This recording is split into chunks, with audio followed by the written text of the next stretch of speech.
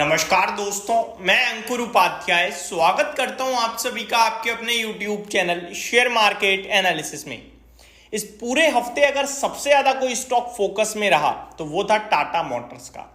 Tata Motors के लिए आए दिन कंटिन्यू खबरें आई और मैंने वीडियोस बनाई भी हैं, रेगुलर बेसिस पे आपको अपडेट दी। बट वीकेंड है, लंबा वीकेंड है, तो रिकैप कर रहे हैं सारी चीजों को।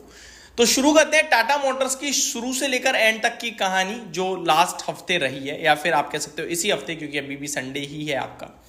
तो टाटा मोटर्स के पहले स्टॉक का भाव बता दूं, 993।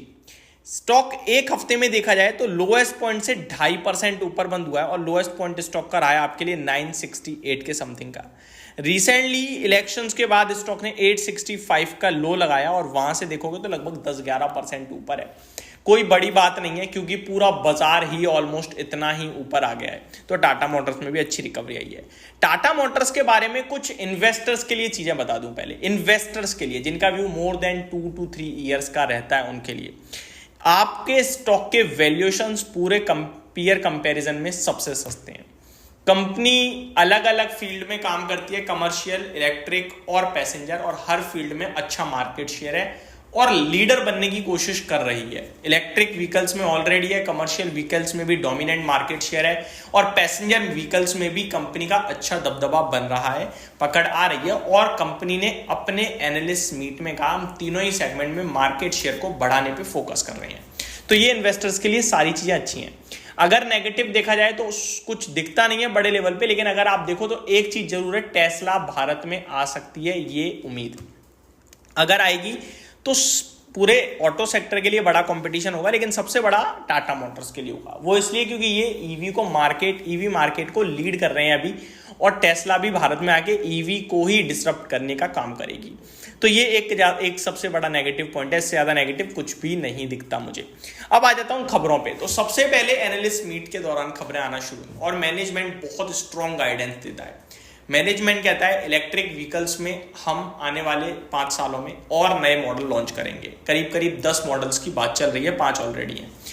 कंपनी का मैनेजमेंट कहता है कि आने वाले समय में हम अगले फाइनेंशियल ईयर तक ईवी पे एबिटा पॉजिटिव ब्रेक इवन आ जाएंगे। मैनेजमेंट कहता है ईवी का मार्केट शेयर और बढ़ेगा। ईवी पोर्टफोलियो 2030 तक 30% की हो जाएगी, जो कि अभी 12 से 13% है। मैनेजमेंट कहता है कमर्शियल व्हीकल में मार्केट शेयर बढ़ाने पे फोकस करेंगे, पैसेंजर व्हीकल्स के मार्केट शेयर पे बढ़ाने पे फोकस करेंगे और एबिटा मार्जिन्स भी यहां से 2% तक इंप्रूव करने पे फोकस करेंगे। जिसके बाद शेयर में एक उछाल भी देखा आप सभी ने। तो ये मैनेजमेंट की तरफ से बड़ी स्ट्रॉन्ग गाइडेंस आई। दूसरे दिन आपने खबर देखी जहां पे यूरोप चाइना से आने वाली इलेक्ट्रिक व्हीकल्स पे ड्यूटीज बढ़ा देता है, एंटी डंपिंग ड्यूटीज, जिसकी वजह से यूरोप में JLR जो बनती है उसकी डिमांड और बढ़ सकती है, उसकी सेल और ज्यादा हो सकती है। तो उनको बड़ा फायदा मिलेगा वहां से इस खबर के चलते। तीसरे दिन हम लोगों ने एक बड़ी खबर आते हुए देखी जहां पे टाटा मोटर्स की भारत में 2 इलेक्ट्रिक व्हीकल्स को एनकैप ने 5 स्टार रेटिंग दी। एनकैप को एक बार समझ लेते हैं। एनकैप यानी कि न्यू कार असेसमेंट प्रोग्राम। ये भारत में 2022 अक्टूबर में लागू हुआ, आई थिंक, या फिर 2023 अक्टूबर में। इसको लेकर मैं अभी श्योर नहीं हूं, इन दोनों साल में से एक बार है, पहले नहीं था। पहले भारत की कोई गाड़ी क्रैश टेस्टिंग में जाती ही नहीं थी। क्रैश टेस्टिंग को पहले अगर किसी को करना है तो वो GNCAP यानी global new car assessment programme, जिसमें क्रैश टेस्टिंग होती है, जहां पे देखा जाता है कि इन केस कभी कुछ दुर्घटना घटती है तो आपकी गाड़ी के अंदर जो व्यक्ति बैठे हुए हैं उनको कितनी सेफ्टी प्रोवाइड हो रही है। क्रैश टेस्टिंग में 5 स्टार तक की टॉप रेटिंग दी जाती है और 1 स्टार सबसे कम होता है। टाटा मोटर्स की 2 गाड़ियों को 5 स्टार रेटिंग मिली है। ये दिखाता है सेफ्टी, जो बंदा गाड़ी में बैठा उसको कितनी सेफ्टी मिल रही है। 5 स्टार रेटिंग वाली कंपनियों को, 5 स्टार रेटिंग वाली गाड़ियों को विदेश में ज्यादा महत्व दिया जाता है। हमारे देश में तो लुक, फीचर और पैसा ये है इंपॉर्टेंट, ज्यादा सेफ्टी पर्पज से कम ध्यान दिया जाता है। तभी आपको भारत में वॉल्वो की उतनी डिमांड नहीं दिखती है। अदरवाइज अगर सेफ्टी पर्पज से देखा जाए तो वॉल्वो से ज्यादा सेफ गाड़ियां नहीं बन रही हैं आपके लिए, लेकिन हम लोग फोकस करते हैं लग्जरी में बाकी कंपनियों में एज कंपेयर टू वॉल्वो।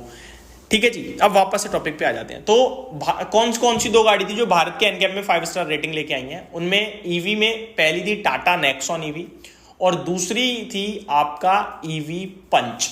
इन दोनों गाड़ियों को 5 स्टार रेटिंग मिलती है। अब इससे फायदा केवल भारत में ही नहीं, एक तो सेंटिमेंटल पॉजिटिव हो गया, दूसरी बात यूरोप में ये लोग इन गाड़ियों को अब एक्सपोर्ट कर सकते हैं, क्योंकि यूरोप में केवल 5 स्टार रेटिंग वाली गाड़ियों को ही लिया जाता है। तो वहां जो JLR का प्रोडक्शन हो रहा है वो तो वहीं के हिसाब से हो रहा है, वहां तो बिक रही है, लेकिन यहां से वहां ये ट्रांसफर नहीं कर सकते थे, बट अब कर सकते हैं क्योंकि इनको 5 स्टार रेटिंग मिल गई है।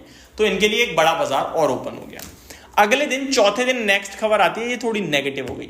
यूरोप ने चाइना पे अगर ड्यूटीज बढ़ाई तो चाइना से भी रूमर्स आते हैं कि हम भी यूरोप की गाड़ियों पे ड्यूटीज बढ़ाएंगे। ये नेगेटिव थी, क्योंकि जो यूरोप में JLR बिकती है ना, वो यूरोप में ही मैन्युफैक्चर होती है और वहां पे से बनने के बाद चाइना में भी डिलीवर होती है।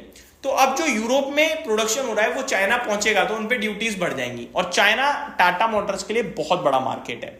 तो अब यूरोप से जो गाड़ियां JLR जो जाएगी चाइना में, वो महंगी हो जाएगी, हो सकता है उसकी वजह से थोड़ा डिमांड में कमी आते हुए दिख सकती है।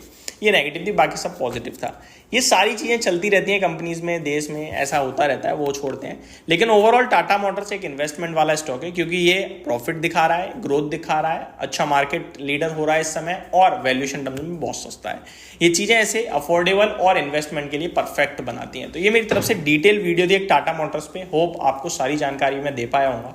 Thank you so much for watching this video. Have a great day guys.